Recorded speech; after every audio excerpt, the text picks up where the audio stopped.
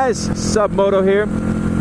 So today is Sync the Planet Day, which is a motovlogging event where we have motovloggers from all around the world who vlog at the same time, which is an amazing concept, thinking that the people right now are vlogging all around the world, Australia, United States, different European countries, everywhere. And this is an amazing thought. The topic is world peace, y'all.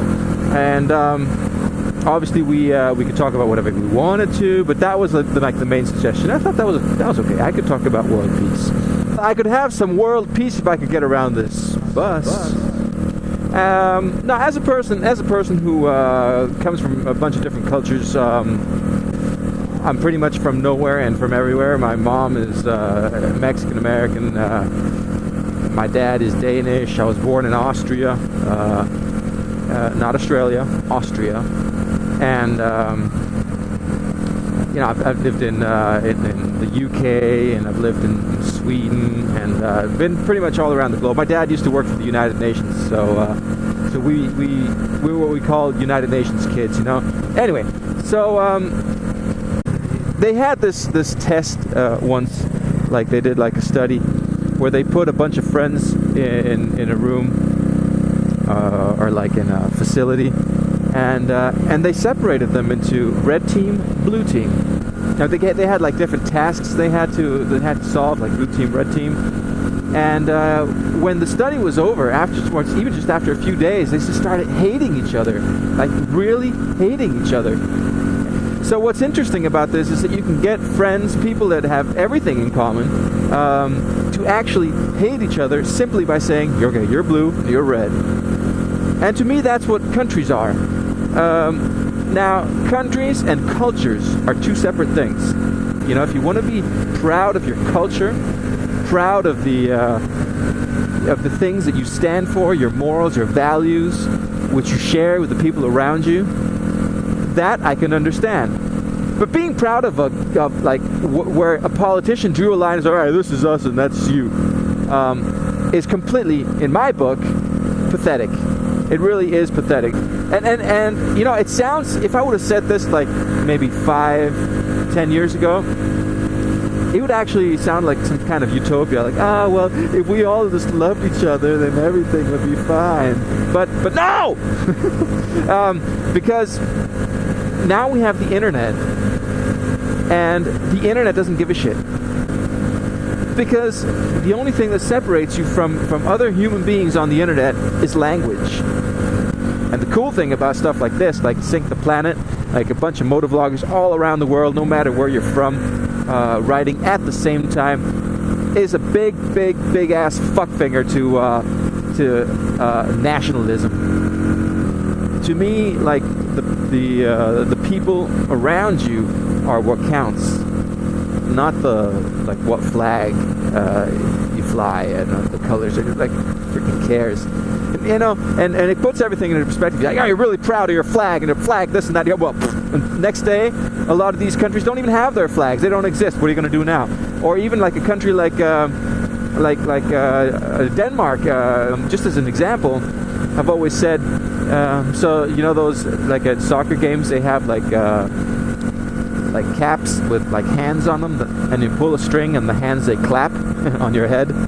That's like a Danish invention, and people are like, oh yeah, so we're so proud of we invented the clapping hat. All right. So be proud that you invented the clapping hat. Good. All right. Well, tomorrow there's a border right smack down the middle of your country. Did you still invent the clapping hat? Can you still be proud of that? Oh, really proud of this and that. No, be proud of what you have accomplished. Be proud of what you have done. Be proud of your friends, the people around you that have inspired you to become the person that you are. But don't take credit for somebody else's accomplishments. So when people, they go to war, or they just kick each other's asses out there in the world because they stand for something that they're proud of and they believe in, a lot of the things that they'll be proud of and so freaking vicious about are things like they aren't even part of their life. They're taking credit for somebody else's accomplishments and then going off and kicking somebody else's ass for it. And what if that border, like I said, what if all of a sudden, like the next day, there's like some political pressure or something, and they draw a border on a map, and those things that you stood for and were so proud of and went out there and killed people for aren't even part of your country anymore. That's somebody else's country because they drew a line down, like they drew a line on a map. What are you going to do there? That just kind of illustrates how pathetic the whole thing is. And I don't want to offend anyone. You know, if you want to be proud of your little lines that somebody drew on a border for you and be proud of everything that they stand for, you know, whatever. Do whatever you want. I'm not gonna. Just don't fucking try to kill me for it. I don't know. It sounds like a utopia. I don't have all the answers. What I do have is experience with working with people from a bunch of different countries, having been a soldier, an officer in the United Nations, and being deployed and coming out on missions, and being part of a team where people come from all different countries. And also I went to school at a United Nations school, or like an international school, which also clearly functions just fine simply by acknowledging each other's differences. So world peace, I doubt there ever will be world peace, because it's all, there will always be idiots out there, and there will always be people that will be so proud of what they think is theirs that there will always be us and them. Is there world peace in nature amongst animals and monkeys and stuff like that? No, there isn't. In nature, there is also an us and them culture. You'll have like different packs, and ants will take like other ants as slaves and stuff like that. So I'm not saying that there won't ever be us and thems. So it's extremely pretentious to say, there's going to be world peace, and we're able to have world peace. As long as it's part of nature, as long as like all the animals in the world have that us and them mentality, and as long as they keep kicking each other's asses, we're going to keep kicking each other's asses. That's just the way of it. But what you can do is begin to tear down those pathetic little borders drawn by some politician on a map saying that this is ours and that's yours. That you can destroy, and the internet is there to do it, because the internet doesn't give a shit. I mean, you can be on YouTube and put out a video or whatever, and you have people from all around the world commenting, and motovloggers talking to each other, and they know each other like they've known each other their whole lives, and they live in like completely different parts of the world. Did I just wave at that car? I didn't even think about it. Anyway, I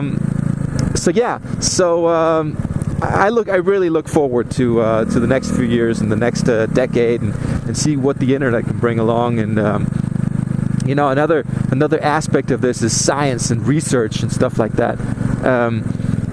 All the things that we can accomplish by not being segregated with each other's borders, and a lot of research has come to play because of the internet. They can share information, and somebody invents something, it just who cares about local laws and local patents and this and that. So anyway, those were my 2 cents on global peace, and remember to subscribe and ride and keep the peace. Bye-bye.